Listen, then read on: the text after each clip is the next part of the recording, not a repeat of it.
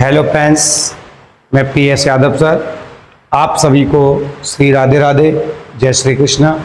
आज की क्लास में मैं आपके लिए लेकर आया हूँ पशु से संबंधित रोग, उस रोग का कारक, उस रोग का लक्षण, उस रोग का रोकथाम का उपाय और चिकित्सा।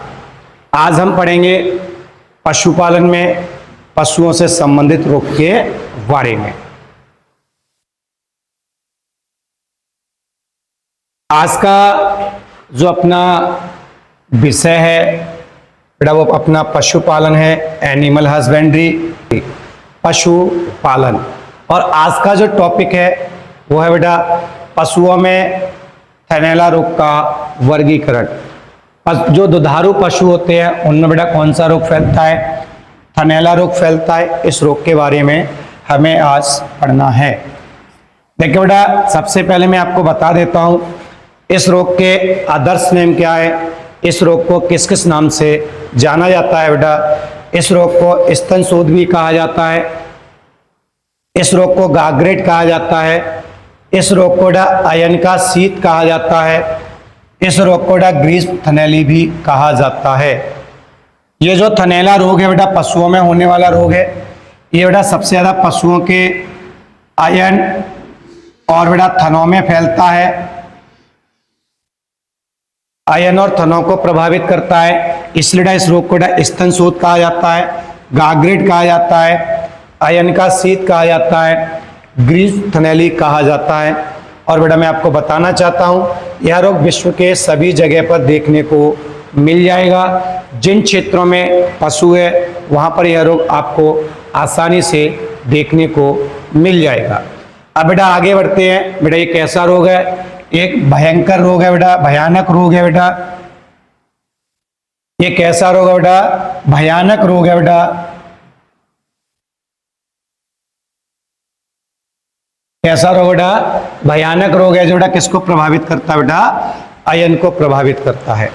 अब बेटा इस रोग के लक्षण क्या है, इस रोग की पहचान क्या है, हमें कैसे पता चलेगा कि इस रोग के लक्षण और पहचान क्या है? लेकिन बेटा मैं उससे पहले आपको बताना चाहता हूं कि यह रोग किसके द्वारा फैलता है।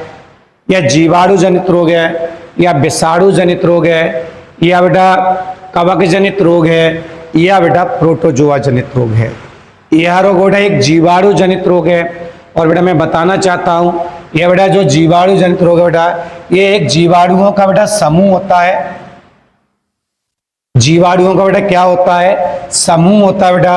और उस समूह का नाम है बेटा स्ट्रेप्टोकोकस कॉरिनेबैक्टीरियम। यहाँ पर बेटा जो जीवाणुओं का जो समूह है बेटा किन जीवाणुओं का समूह है? बेटा स्ट्रेप्टोकोकस और कॉरिनेबैक्टीरियम जो जीवाणु है, बैक्टीरिया है, इनका जो समूह है बेटा उस समूह के द्वारा पशुओं में थनैला रोग फैलता है। अब बेटा यहाँ पर मैंने आपको राइट किया हुआ है ये बेटा जो आपका समूह है बेटा ये समूह के जो बैक्टीरिया है मैंने यहाँ पर उन बैक्टीरियाओं के नाम आपके सामने बोर्ड पर लिखे हुए हैं। आप इन नाम को पढ़ सकते हैं बेटा। इन नामों के बारे में आप देख सकते हैं कि कौन कौन से बेटा। पहला है बेटा स्ट्रेप्टोकोकाई, आपका बेटा एग्लिक्से या एगिलेक्टी बेटा कहा जाता है। स्टेप्लोकोकाई भी है बेटा। दूसरा बेटा कॉरिनेबैक्टीरियम पायोजीनियस बेटा ये जो बैक्टीरिया बेटा ये हमेशा सूखे पशुओं में रोग फैलाता है। वे पशु जो दूध का उत्पादन नहीं करते हैं उन पशुओं में यह जीवाणु रोग फैलाने का कार्य करता है बेटा। उसके बाद बेटा वी कोलाई भी है बेटा यहाँ पर एक जीवाणु। उसके बाद बेटा बात करते हैं यहाँ पर बेटा स्टेफाइलोकोकस जो पायोजेंस बेटा जो बैक्टीरिया है इसके द्वारा भी पशुओं में यह रोग फैल जाता है। तो देखिए बेटा जो रोग का कारक है बेटा ये जीवाणुओं का बेटा समूह है। किन जीवाणुओं का समूह बेटा? स्ट्रेप्टोकोकस और कॉरिनेबैक्टीरियम समूह के जो जीवाणु हैं इनके द्वारा यह रोग फैलने का कारण बनता है बेटा। और यहाँ पर बेटा मैंने आपको राइट किए हुए हैं इन जीवाणुओं के नाम, जिससे आप वीडियो देखते समय आप कॉपी कर सकते हैं। अब बेटा आगे बढ़ते हैं। इस रोग के लक्षण क्या बेटा, इस रोग की पहचान क्या बेटा। जो दुधारू पशु होता है बेटा, जब पशुओं में थनैला रोग का प्रकोप होता है थोड़ा उनके दूध का जो पीएच मान है बेटा वो क्या हो जाता है, बढ़ जाता है। मिल्क की जो बेटा पीएच वैल्यू है वो इंक्रीज हो जाती है और बेटा इंक्रीज होकर बेटा कितना हो जाता है 7.4, मतलब दूध का जो पीएच मान है बेटा वो कितना हो जाता है 7.4 हो जाता है। लेकिन बेटा मैं आपको यहाँ बताना चाहता हूँ जो बेटा नॉर्मल जो दूध होता है, जो दूध बिना थनैला रोग से ग्रस्त है, जो पशु स्वस्थ है, उस दूध का बेटा पीएच मान बेटा कितना होता है 6.6 से 6.8। नॉर्मल जो मिल्क है बेटा उस मिल्क की जो पीएच वैल्यू बेटा कितनी होती है 6.6 टू 6.8।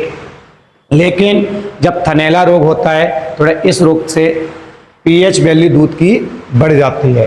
साथ ही साथ हम बेटा दूध की प्रकृति बेटा कैसे हो जाती है, क्षारीय हो जाती है। दूध का जो नेचर है बेटा वो कैसा हो जाता है, आपका एल्काइन हो जाता है, क्षारीय हो जाता है।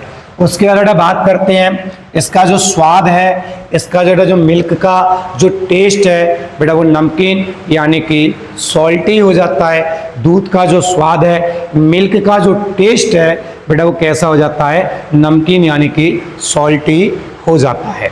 उसके बाद बेटा दूध में क्या पाई जाती हैं, छिछड़े पाए जाते हैं। दूध में बेटा क्या पाए जाते हैं, छिछड़े पाए जाते हैं। और बेटा वो जो छिछड़े पाए जाते हैं बेटा वो किसके होते हैं, कोशिकाओं के होते हैं। किसके बेटा, कोशिकाओं के। बेटा मैंने आपको यहाँ बताना चाहता हूँ, मैंने यहाँ पर बेटा उस कोशिका का नाम भी लिखा हुआ है। उस कोशिका का नाम है बेटा आपका क्या है, एपिथेलियल कोशिका। क्या बेटा, एपिथेलियल कोशिका के दूध में छिछड़े पाए जाते हैं।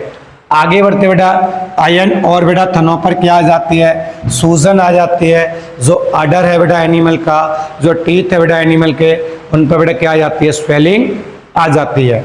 उसके बाद बेटा आगे बढ़ते हैं बेटा जो दुधारू पशु होता है बेटा, दुधारू पशु के दूध का बेटा जो पीएच दुधारू पशु बेटा उसका जो दूध का उत्पादन है बेटा वो 15 से 20% कम हो जाता है।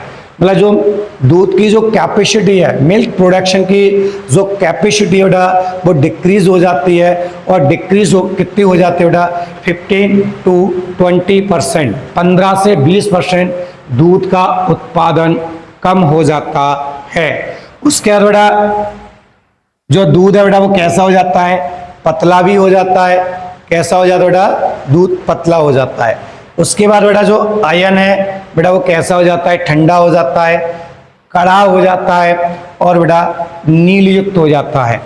कैसा बेटा, पशुओं का जो आयन है बेटा वो थनैला रोग से बेटा कैसा हो जाता है, यहाँ पर लिखा हुआ है ठंडा, कड़ा और नील युक्त हो जाता है। ये बेटा थनैला रोग के प्रमुख लक्षण है। क्वेश्चन आ सकता है आपका कि पशुओं में थनैला रोग के 4 लक्षण लिखिए। कितने लक्षण लिखने बेटा, 4 लक्षण लिखने बेटा। तो देखो बेटा पहला लक्षण क्या लिखते हैं, ग्रस्त दूध का पीएच मान बेटा कितना हो जाता है, 7.4 हो जाता है बेटा। उसके बाद बेटा दूध की प्रकृति क्षारीय हो जाती है, दूध का स्वाद नमकीन हो जाता है। बेटा दूध में छिछड़े पाए जाते हैं, किसके बेटा, कोशिकाओं के। और बेटा उस कोशिकाओं का नाम है एपिथेलियल कोशिका। उसके बाद बेटा आयन एवं थनों पर सूजन पाई जाती है।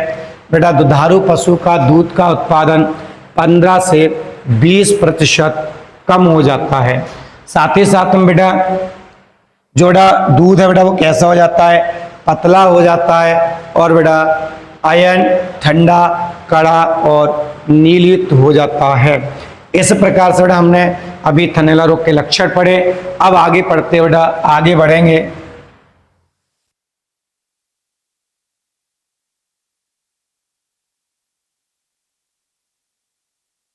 अब बेटा आगे बढ़ेंगे तो देखो बेटा आगे क्या पढ़ते हैं,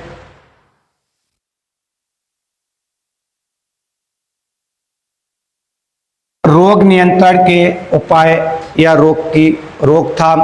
हम ऐसे कौन कौन से उपाय कर सकते हैं कि हमारे पशुओं में थनैला रोग का प्रकोप ना हो। तो बेटा सबसे पहले बेटा हमें क्या करना पड़ेगा, स्ट्रिप का परीक्षण का प्रयोग करना चाहिए बेटा। स्ट्रिप का परीक्षण बेटा अगर अपने पास नहीं है तो बेटा अपन क्या कर सकते हैं, एक बाउल ले सकते हैं, एक कटोरी लेते हैं और बेटा उसके ऊपर एक कपड़ा ब्लैक कलर का बांध लेते हैं और जब दूध निकालते हुए समय बेटा प्रारंभ अवस्था में उसके प्रारंभ की जो चारों जो थन है बेटा उसमें से दो दो चार चार बेटा धार क्या करते हैं, उस कपड़े के ऊपर निकाली जाती है। जब बेटा कपड़े के ऊपर निकालते हैं, अगर उस कपड़े के ऊपर एपिथेलियस कोशिकाओं के छिछड़े पाए जाते हैं तो बेटा ये संकेत है कि उसमें पशुओं में थनैला रोग का प्रकोप है। थोड़ा उसके ये आपका यहाँ बता देगा कि पशु स्ट्रिप का परीक्षण से क्या होता है, अपन को पता चल जाता है कि पशुओं में थनैला रोग है या नहीं है बेटा, इसलिए स्ट्रिप का परीक्षण का उपयोग करना चाहिए। बेटा इसकी जो गहराई होती है बेटा 3 सेंटीमीटर होती है।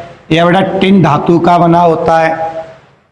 इसका बेटा जो माप होता है वो 500 ml का होता है बेटा, और बेटा इसकी जो आकृति होती है बेटा वो प्याले की आकृति की होती है। बेटा यहाँ से MCQ क्वेश्चन आ सकता है कि स्टिक का परीक्षण किस धातु का बनता है, बेटा टिन धातु का बनता है। स्टिक का परीक्षण की गहराई कितनी होती है बेटा 3 सेंटीमीटर होती है। किस आकृति का होता है, प्याले की आकृति का होता है। बेटा उसके बाद पशुओं को क्या करना चाहिए, विटामिन ई देना चाहिए, साथ ही साथ में बेटा सेलेनियम लवण भी देना चाहिए। क्या बेटा, विटामिन ई के साथ में सेलेनियम लवण देना चाहिए। बेटा सेलेनियम लवण क्या करता है, जीवाणुओं को वृद्धि को रोकने का कार्य करता है सेलेनियम लवण, जिससे इस रोग पर जल्द से जल्द कंट्रोल कर लिया जाता है, नियंत्रण कर लिया जाता है। उसके बाद बेटा बात करते हैं थन की। बेटा क्या करनी चाहिए, सफाई करनी चाहिए बेटा। तो बेटा जो थन की सफाई करेंगे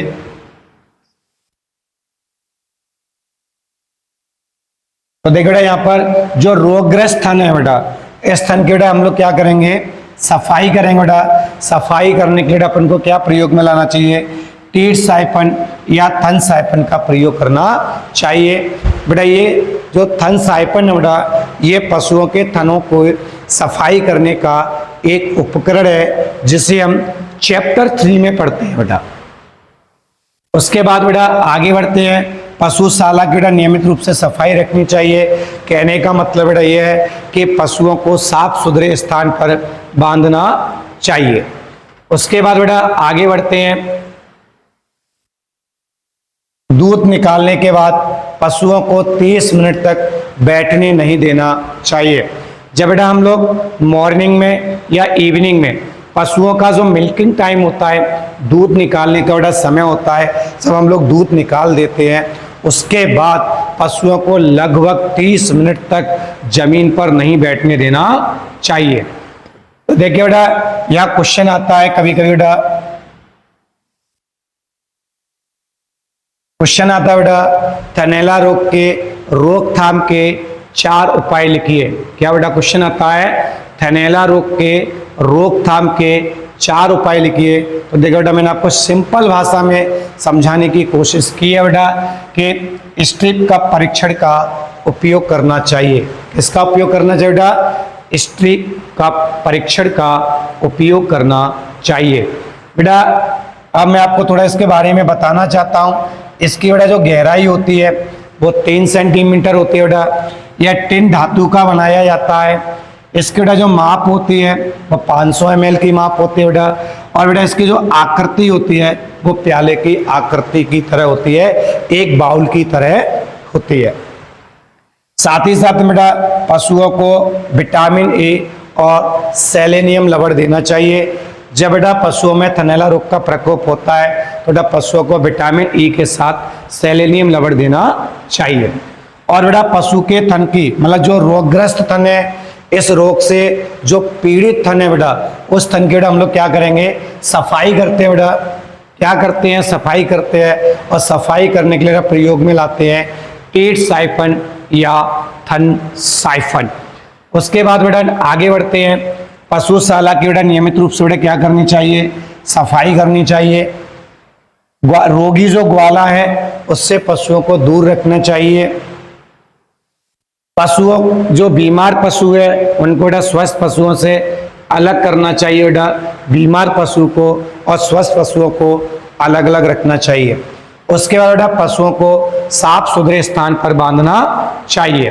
बेटा दूध निकालने के बाद पशुओं को 30 मिनट तक जमीन पर नहीं बैठने देना चाहिए बेटा।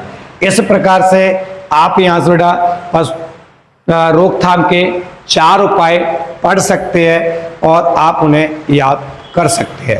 बेटा आगे बढ़ता हूं।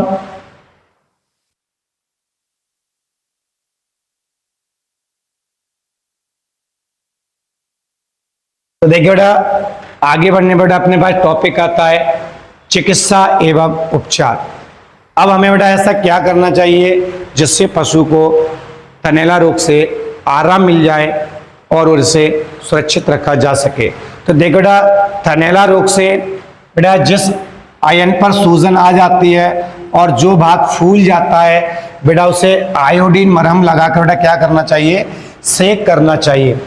मतलब कहने का ये बेटा अडर है और बेटा जिस भाग पर स्वेलिंग आ जाती है, जिस भाग पर बेटा सूजन आ जाती है, चाहे बेटा वो अडर हो चाहे बेटा वो थन हो, किसी भी भाग पर बेटा स्वेलिंग आती है तो बेटा स्वेलिंग पर बेटा क्या लगाते हैं, आयोडीन मरहम लगाते हैं और उसको बेटा क्या कर देते हैं बेटा, सेक कर दिया जाता है, उसकी सिकाई कर दी जाती है जिससे पशु को आराम मिलता है। साथ ही साथ में बेटा गर्म पानी में बोरिक एसिड और नीम की पत्तियां डालकर भी सेक कर सकते हैं। सबसे ज़्यादा बेटा ग्रामीण क्षेत्रों में नीम की पत्तियों को गर्म पानी में डालकर सेक करने का कार्य किया जाता है। उसके बाद बेटा टेरामाइसिन दवा है, ओरोमाइसिन दवा है, पेनिक्लोराइड डी दवा है। बेटा इसको क्या करना चाहिए बेटा, रोगग्रस्त तनों में चढ़ा देना चाहिए अर्थात फिल कर देना चाहिए। बेटा ये थन है, मान लिया बेटा ये थन है और यहाँ पर बेटा ये स्वेलिंग आ रही है तो इसका मतलब बेटा क्या हो रहा है, ये थन रोगग्रस्त है। यहाँ पर बेटा छिद्र होते हैं जहां से दूध निकलता है, इस छिद्र के माध्यम से बेटा हम लोग क्या करेंगे,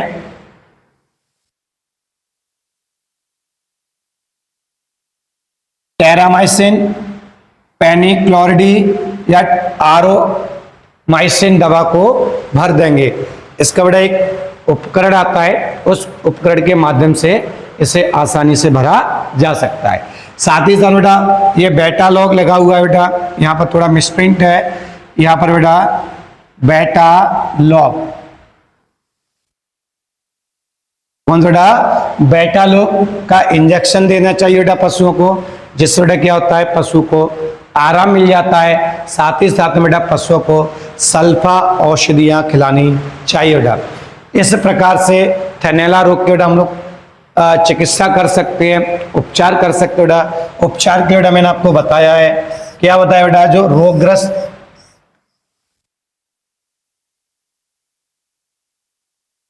बेटा जो रोगग्रस्त भाग है, चाहे वो आयन हो या बेटा थन हो और वो फूला हुआ है बेटा, उस भाग के बेटा हम लोग क्या करते हैं, आयोडीन मरहम लगाकर सेक कर देते हैं जिससे पशुओं को आराम मिल जाता है।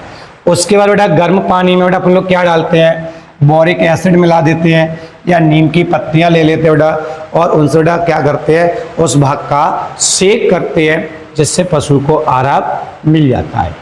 उसके बाद बेटा आगे बढ़ते हैं, टेरामाइसिन की दवा लेते हैं या ओरोमाइसिन लेते हैं बेटा या पेनिक्लोराइड डी लेते हैं और जिस थन में इसका प्रभाव है उस थन में बेटा इस दवा को भर दिया जाता है जिससे उनके बैक्टीरिया एक बार में बेटा नष्ट हो जाते हैं, मर जाते हैं और पशुओं को इस रोग से मुक्ति मिल जाती है। साथ ही साथ बेटा बेटा लॉग का इंजेक्शन भी लगा सकते हैं। यहाँ पर बेटा ये बेटा लॉग लिखा हुआ है,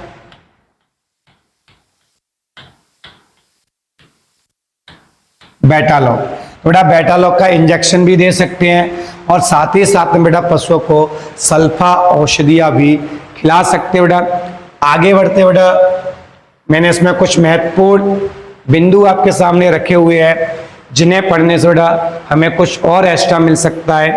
तो देखिए बेटा अगर आपके पास संभव हो, अगर बेटा हम लोग ऐसा कर सकते हैं कि पशु का जब दूध निकालते हैं तो दूध निकालने से पहले बेटा पोटेशियम का घोल बनाकर थनों को साफ कर लेना चाहिए, या अपने हाथों में लगाकर तो बेटा या थनों को साफ करके क्या करना चाहिए, दूध निकालना चाहिए बेटा। क्या बेटा यहाँ पर अगर संभव हो तो क्या कर सकते हैं, पोटेशियम का घोल लेकर जो है बेटा उससे थनों को धो देना चाहिए और बेटा दूध निकालना चाहिए। कहने का मतलब बेटा पोटेशियम घोल से अपन बेटा थनों को साफ करना चाहिए, उसके बाद दूध निकालने का कार्य करना चाहिए। अब बेटा आगे बढ़ते हैं। दूध दूहने के समय प्रत्येक थन से बेटा किसमें, स्ट्रिप का परीक्षण में कितनी बूंदें डालनी चाहिए बेटा, 2 से 4। अभी मैंने आपको बताया स्ट्रिप का परीक्षण अगर अपने पास नहीं है, एक बाउल लेते हैं, एक ब्लैक कलर का कपड़ा लेते हैं, उस बाउल के ऊपर लगा दिया जाता है और जो पशु के जो बेटा थन है शुरुआत के चारों थनों से बेटा कितने 2-2, 4-4 धारे बेटा इस कपड़े के ऊपर डाली जाती हैं। अगर उसमें थनैला रोग का प्रकोप है, जिस थन में है उस थन में से बेटा क्या निकलेंगे, कोशिकाएं निकलेंगी, एपिथेलियस कोशिकाओं के छिछड़े निकलेंगे, वो उस पर कपड़े पर दिख जाएंगे और पुष्टि हो जाती है कि पशुओं के इस थन में थनैला रोग का प्रकोप है। उसके बाद बेटा जो साधारण बेटा जो नॉर्मल जो दूध होता है बेटा, जो पशु अगर किसी इस रोग से संक्रमण नहीं है तो बेटा उस दूध में बेटा सोडियम क्लोराइड की मात्रा पाई जाती है बेटा कितनी, 0.12%। कितनी बेटा 0.12% पाई जाती है, जो बढ़कर इंक्रीज होकर बेटा कितनी हो जाती है, 1.4 या इससे अधिक हो जाती है। इसके कारण बेटा दूध का स्वाद बेटा कैसा हो जाता है, नमकीन हो जाता है।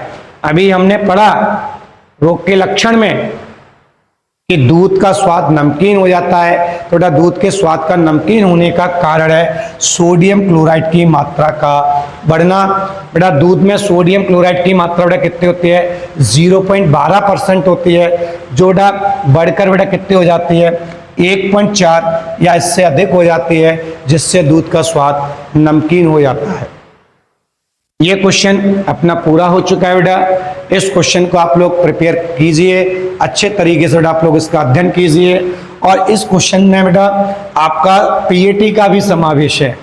अगर आप एमपी पीएटी की रोग के ऊपर, अगर इस रोग का एमपी पीएटी के अकॉर्डिंग अध्ययन करते हैं बेटा, तो इसमें से आपको बहुत काफ़ी हद तक सहायता मिलेगी।